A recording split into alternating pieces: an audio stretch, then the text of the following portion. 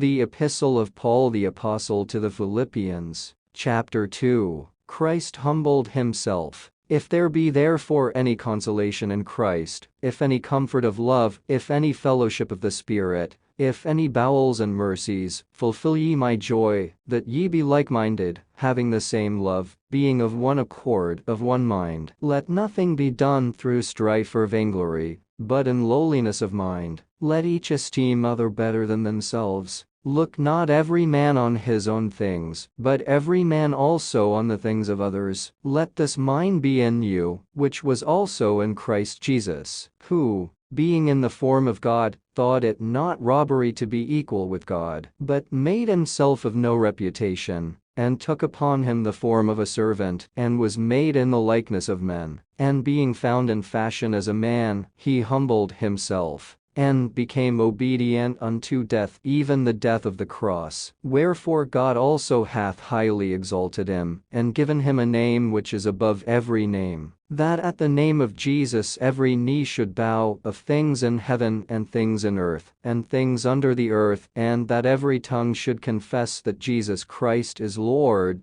to the glory of God the Father. Wherefore, my beloved, as ye have always obeyed, not as in my presence only, but now much more in my absence, work out your own salvation with fear and trembling. For it is God which worketh in you both to will and to do of his good pleasure. Do all things without murmurings and disputings, that ye may be blameless and harmless, the sons of God, without rebuke, in the midst of a crooked and perverse nation, among whom ye shine as lights in the world, holding forth the word of life, that I may rejoice in the day of Christ, that I have not run in vain, neither labored in vain. Yea, and if I be offered upon the sacrifice and service of your faith, I joy and rejoice with you all. For the same cause also do ye joy, and rejoice with me. But I trust in the Lord Jesus to send Timotheus shortly unto you, that I also may be of good comfort when I know your state. For I have no man like-minded, who will naturally care for your state. For all seek their own, not the things which are Jesus Christ's. But ye know the proof of him,